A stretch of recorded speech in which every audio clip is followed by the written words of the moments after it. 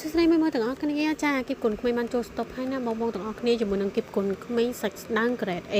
អូយបងថ្ងៃមុនណាវគ្គមុនដាច់ស្តុបហើយមួយសារទៅហើយតែឥឡូវនេះគឺយើងចាប់បានចូលជាមួយនឹងស្តុបថ្មីអញ្ចឹងបើសិនជាបងត្រូវការកំងអាចធ្វើការកំងភ្លាមតើនៅមាននៅក្នុងស្តុបណា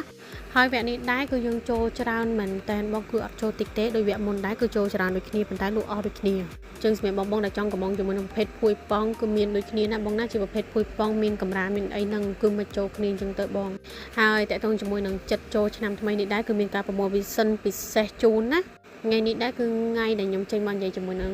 ការប្រម៉ូសិននៅខាងឃ្លាំងផ្ទាល់ជូនបងឲ្យដឹងអញ្ចឹងការប្រម៉ូសិនរបស់ខាងប្អូនគឺមានចាប់ពី$10 $20 ទៅ$30ចឹងបងអាចធ្វើការកំងទៅតាមមុខងារខាងបងមានការ discount ទៅតាមមុខងារជូនបងណា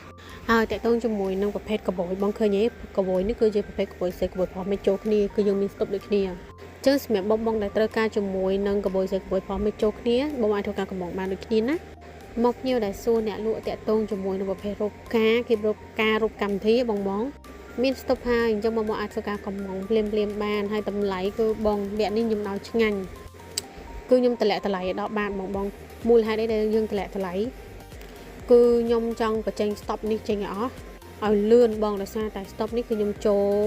ជាមួយនឹង event ច្រើនមែនតើព្រោះវគ្គក្រោយនៅចូលប្រភេទកកអមទៀតណាបងចូលច្រើនហើយនឹងជាមួយនឹងកូនក្មេង VIP អូភ្ញៀវជាមួយនឹងប្រភេទកូនក្មេង VIP មិនថាដៃវិញមិនថាដៃខ្លីណាភ្ញៀវក៏ប្រើហើយម៉ូចាស់ខ្ញុំគឺក៏ប្រើហើយណាហើយម៉ូថ្មីក៏ចាប់ដាំកក់បន្ទាប់ទៀត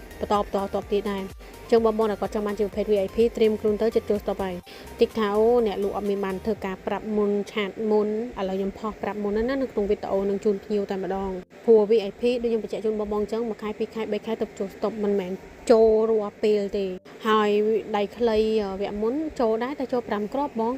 ចឹងមិនថាចែកចាយបានតិចមែនដែរចែកខ្វះភ្ញៀវចឹងនិយាយអញ្ចឹងបើសិនជាបងត្រូវការជាមួយនឹងប្រភេទអាវម៉ូតអាវយាយអាវស្រូម៉ូតវគ្គនេះអាវយាយវគ្គនេះ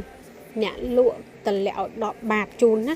ប្រម៉ូសិនជាប្រភេទអាវស្រូអាវយាយអាវអ្នកមីងខ្ញុំចោះ